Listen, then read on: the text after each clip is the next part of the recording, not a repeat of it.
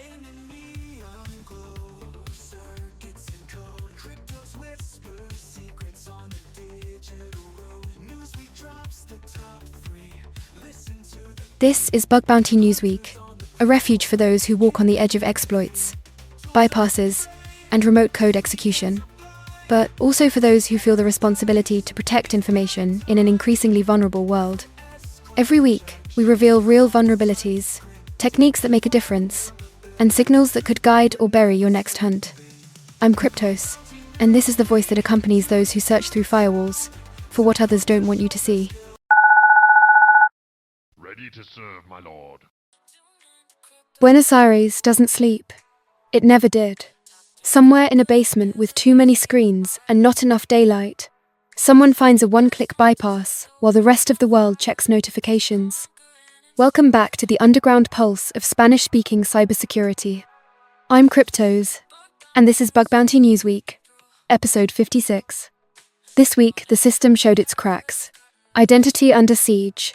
Triages moving the goalposts every time you corner them with evidence. An AI that might already be hunting faster than we are. And a 7-minute heist that left one guy staring blankly at a police sign in Toronto. But this week also brought something rare in this circuit. People who started from zero, no map, no safety net, and built something real through sheer method and mileage. Bounty drama, stories that inspire, ghosts of triage, and the full map of where this ecosystem is heading in the weeks ahead. Plug in, kill the lights, let's go. Main topic. This week, we wrap up our conversation with Spain's first bug hunter, 0xd0m7. This time, we asked him about his relationship with the Spanish team at HackerOne's Bug Bounty Ambassador Cup, an event where Spain took the championship twice, and also whether it's true that platforms prioritize top hunters over everyone else. Y con respecto al tema de la selección española, no estoy, me echaron. No hay mucho más que decir. No, es que tú casi o eres el 10 del mundo, o el 11, tú eres favorito. No, que va. Uf, que va, si es que se trata de dinero, tío. Que va, si llegas tú y le haces ganar más dinero, te van a hacer más caso a ti. Te lo puedo asegurar. Que me han tratado como una mierda, no hasta hace mucho, porque si no haces que ganen dinero, estás haciendo que pierda el tiempo. Se trata de dinero. ¿Sabes? De verdad. Te lo juro, tío. Let's stop the ball and listen up, dear hackers. Next week isn't just another episode.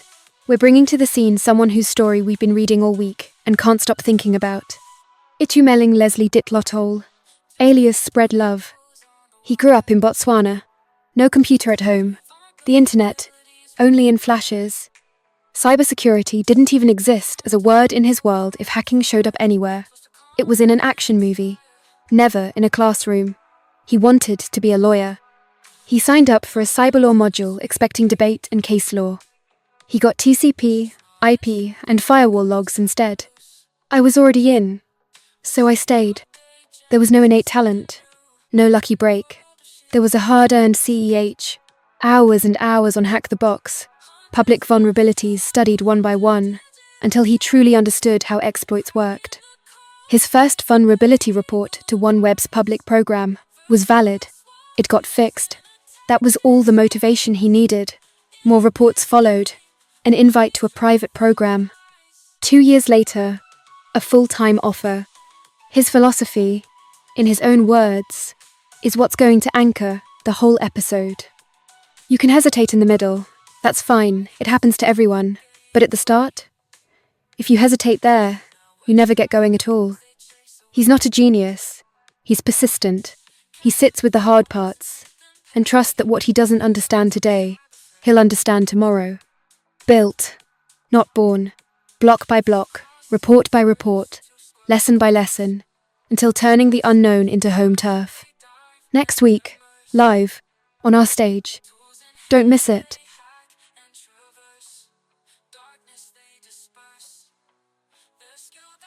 Bounty Drama of the Week. Welcome back to the pit, hackers.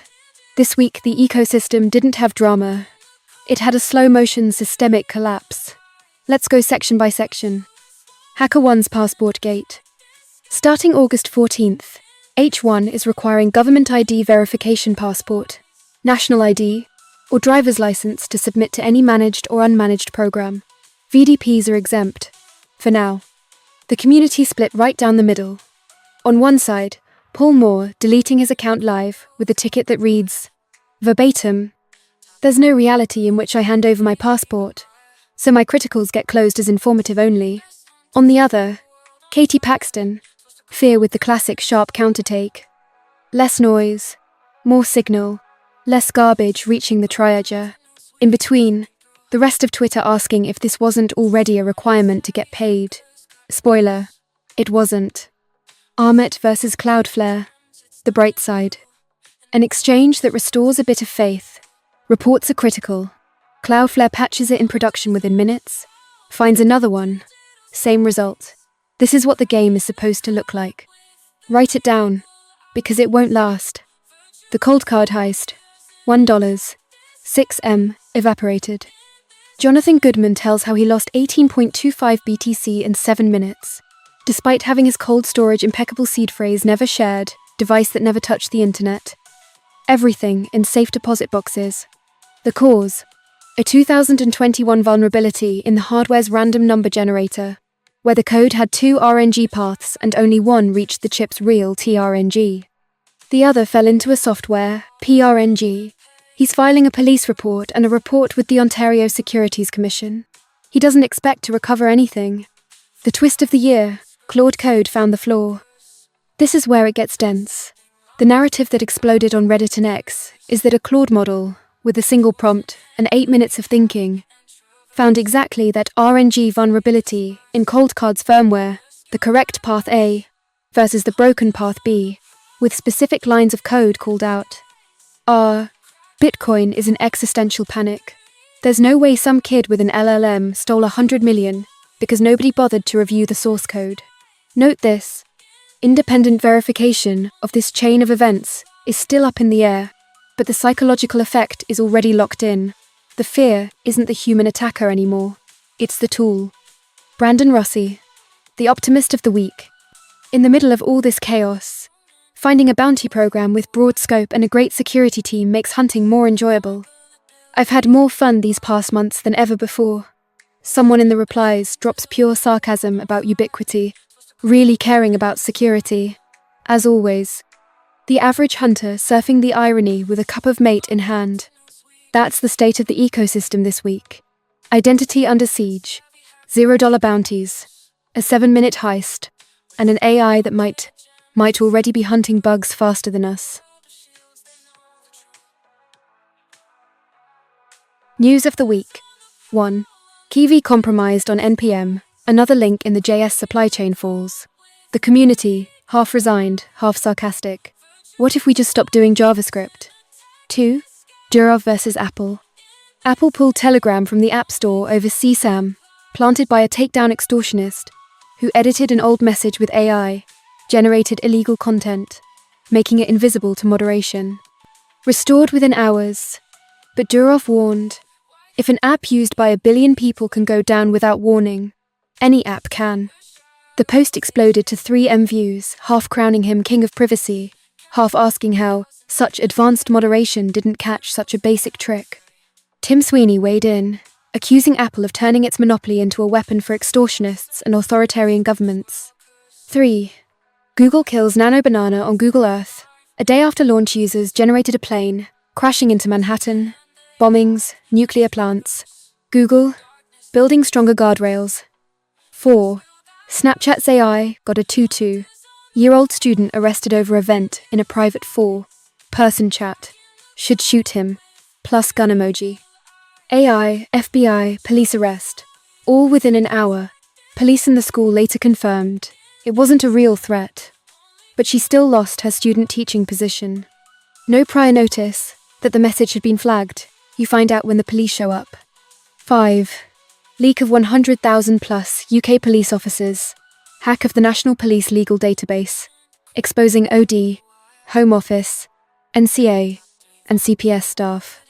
The Exfil Squad group extorts with the classic, the payment is a rounding error compared to litigation costs. 6. The classic, just make a .exe and give it to me. resurfaced a 2024 GitHub issue with an angry user demanding an executable instead of source code, closing with insults toward nerds. 7. The rest of the Telegram thread turned into self-trolling, the official account responding with dark humor to a viral tweet about GTA 6 versus the Epstein files, fire me daddy, jokes about the creature from the Black Lagoon and hot coffee, a San Andreas nod. A perfect close to a week of algorithmic surveillance, App Store power, and sharp corporate humor. Calendar. The ecosystem's calendar is on fire. Mark the dates. Hackers this week and the next few are packed across the continent and right in the heart of Las Vegas. Happening now DEF CON 34, Las Vegas, Aug 6-9. The mothership event. The whole ecosystem converges there this week. Bug Bounty Village. Inti de Sucalaire presents Hacking Human-in-the-Loop Systems. This Friday, his talk on how he pulled in over $50K in bounties, hacking AI with 100% accuracy and zero duplicates. Try hack me at Blue Team Village. AMA Friday, August 7th, 2 to 3 p.m. with Marta Strzelecek. And Saturday, the 8th, 2 to 2:30 p.m. with Gabriel Noves and Slava Opashnuk. Parallel talks all weekend on AI pipelines for end-day weaponization and Purple Team. TCM Security CTF at Noob Village, August 6 to 11. In person or remote, no prior experience required. Sentinel-1 Hacker Jeopardy Line Party, August 8th, 6 p.m. InfoSec Map 10 La Villa Hacker. InfoSec and LATAM, trivia, prizes, and connecting with the Latin hacker community right in the heart of Vegas. Melting the Frontier Lab, private disclosure party with NayhamSec, August 5th night. Location undisclosed. They'll show how they developed one of the most complex attack routes against an AI frontier lab. August 4th, 8.8. Unreal, 2026. Las Vegas. Full day of cybersecurity, hacking, and AI at the Rio All-Suite Hotel. Talks on fraud TTPs, MITRE F3, AI-assisted remediation pipelines, and hacking a city's public transportation. August 14th, Cyber, AR, Argentina. Registration closes. Argentina's first Cyber Defense Congress launches its first crowdsourcing initiative, Cyber, Our Bug Bounty Program, VRP. Audit an isolated clone of the Congress's site. Limited slots by validation. Register via Microsoft CMT. Search CyberR 2026. Fill out the bug bounty track form. The Congress itself runs September 16 to 18 at the Army Engineering Faculty, Buenos Aires. August 21st, Campo de Marte, INICAP 2026, Valparaiso, Chile. Chile's only attack and defense, A and D, cybersecurity challenge, in person, at INICAP Valparaiso, running on the Glitch Range platform. Each team gets their own vuln box. Defend your own uptime, while exploiting rivals' vulnerabilities, in real time. September 10 to 11 Dragon Jarkon, 2026, Medellin, Colombia. 17 specialists from 8 countries, 15 investigations with evidence, 100% Spanish language offensive security. Among the confirmed speakers, Adrián Pedrazzoli, bug bounty hunter, with the talk, 5 years and 45 minutes. Hacking Latin America's largest e-commerce platform, 160 reports, across 5 years of real attack surface, in LATAM. Date TBC Cyber Finance Village at Eco Party, 2026, Buenos Aires. CFP open. If you have research, a demo, or a real-world case on cybersecurity, applied to finance, fintech, payment methods, fraud prevention, they're looking for speakers. November 20 to 21. Astican Tech 5, Avilés, Asturias. Asticon, Tech's 5th anniversary. Joel Cerner, IoT, ICS Pentest Engineer, already confirmed on the speaker lineup. That's the map. Vegas now, Chile, and Argentina in August. Colombia in September. Asturias closing out the year. The ecosystem doesn't stop, and neither do we.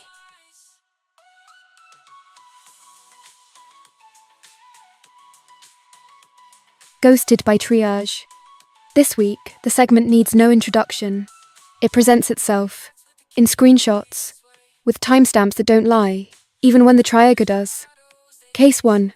Satar vs Playtika. Gaslighting by the book. The 4th of July 2026. Satar, at Satar NS reports.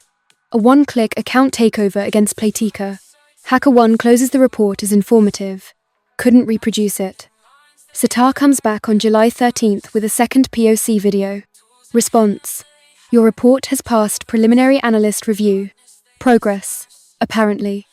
After chasing them once a week for 2 weeks, on July 29th they tell him they couldn't reproduce it again and ask him to verify it himself.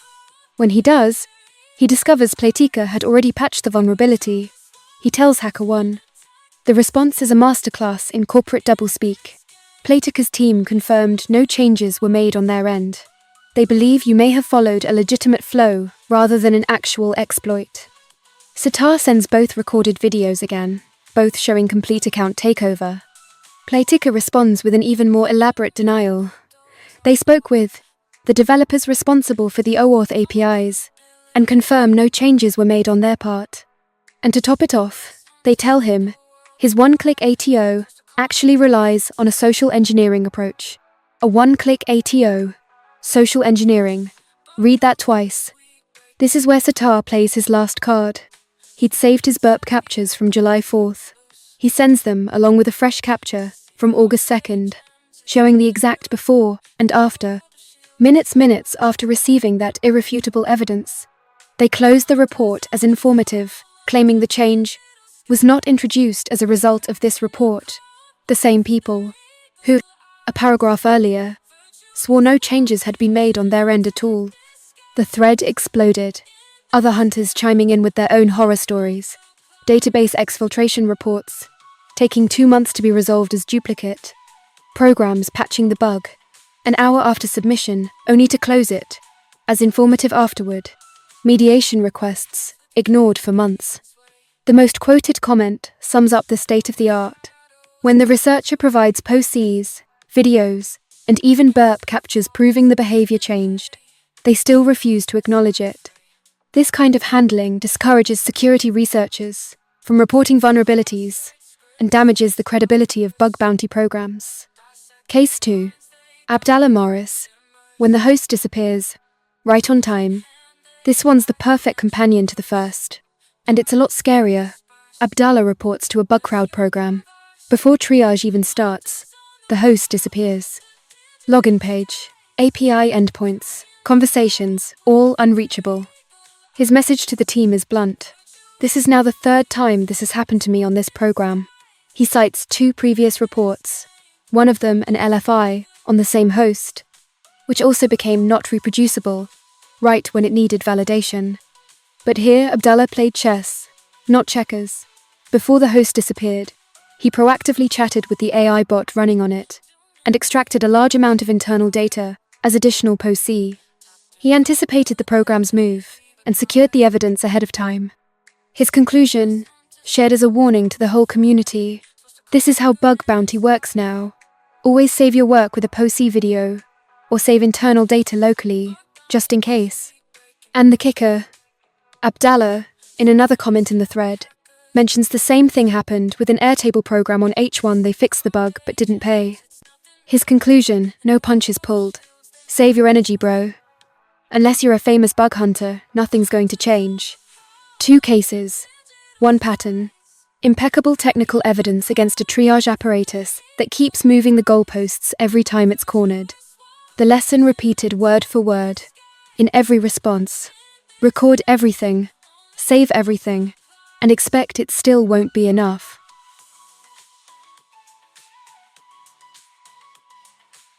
Bounty Inspiration of the Week. This week, we're not bringing a veteran's anecdote. We're bringing something rarer in this circuit. A learning curve that looks rigged, but isn't. The protagonist, Omishanin, at Omisanin 0. Before touching a single smart contract, he was a software engineer, building AI agents, Solid.js background. 0 solidity. In late November 2025, he sits down and does something that sounds trivial, but almost nobody does seriously. He writes down why he's doing this, and what his goals are for the next 12 months. That document, not a course, not a Twitter roadmap, is what carries him through when nothing clicks yet. 12, 14 hours a day, 6 days a week. No cinematic pause, no movie montage. The shift from developer mindset to attacker mindset wasn't a switch flip.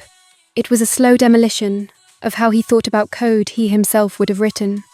Mid-February 2026, barely 2.5 months after starting from zero, he finds his first critical bug on Immunify. It wasn't the last. He ended up confirming a critical bounty of $135,000. What role did AI play in this?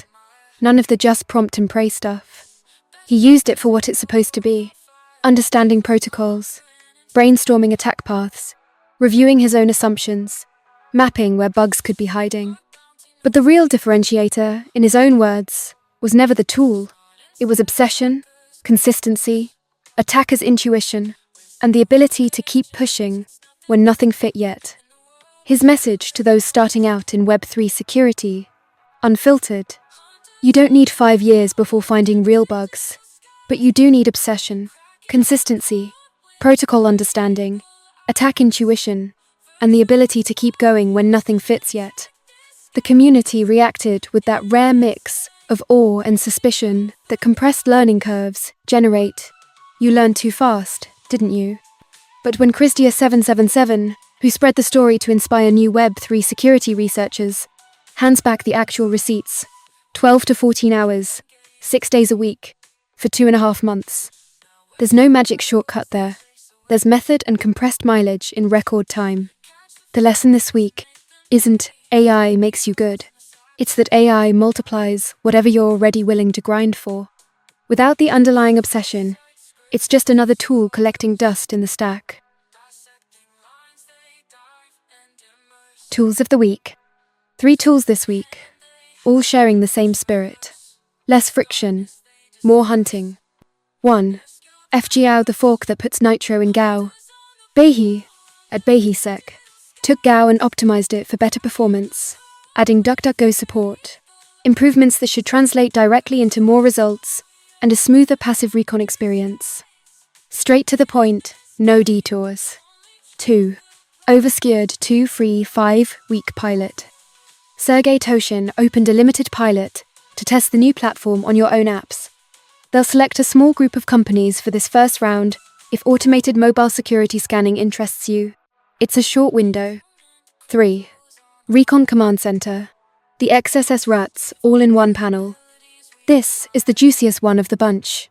Chained AMAS, Subfinder, FUF, HTTPX, Nuclei, and Nikto, end-to-end into a free, open-source web panel, featuring live web interface plus reports plus screenshot gallery. Stateful and resumable. Picks up a target right where you left it. Docker deploy, one command. It won't find the bugs for you, but it eliminates recon tedium so you can spend that time actually hunting. Authorized targets only, the author notes.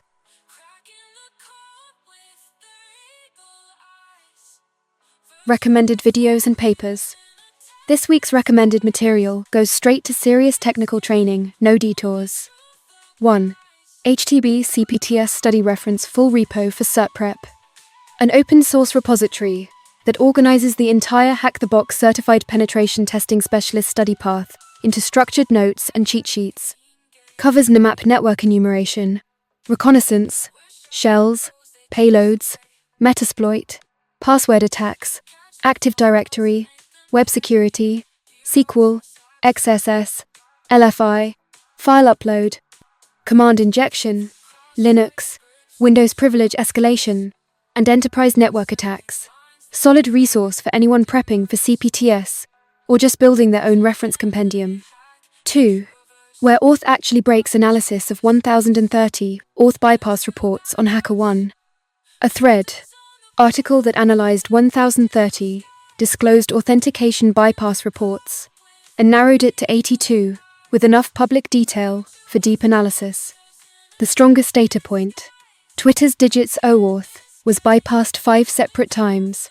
Same vendor, same system, starting with a parameter passing mismatch.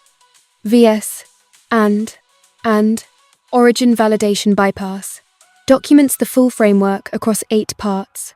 Required reading if auth, OAuth, is your strong vector. 3. Free AI hacking course, NAHAMSEC, plus TACSEC, on indirect prompt injection. Ben Sadeghipour sat down with TACSEC, who taught him everything about indirect prompt injection, using a free custom lab at hackinghub.io, fully documented on video, free. 4. The Bug Club has shown NAHAMSEC's live webinar, first edition of a new recurring space, Zoom registration, conversational bug bounty format. Reflections. This week, the ecosystem stopped for a second to ask itself what it's becoming, and the sharpest answer came from @RootSud0. The HackerOne experience, in 2026. Spend 3 days on a critical, get a duplicate in 4 minutes with 0 evidence. Watch them suspend your account when you ask for details. And now they're adding passport upload to the flow. They're not a platform anymore. They're a border checkpoint for free labor. 11,900 views and 186 likes don't lie. It landed because it describes something almost everyone in this field feels, but hadn't put into words. The platform that's supposed to connect hunters with companies ended up looking, by this reading, more like a customs checkpoint, deciding who gets in and who doesn't, with the added twist of now demanding ID to cross. It's not an isolated data point. It comes after a full week of questionable triage cases, mandatory identity verification, and an ecosystem starting to ask out loud whether the implicit contract between hunter and platform is still fair. Sometimes the most useful reflection isn't a solution. It's naming the problem correctly.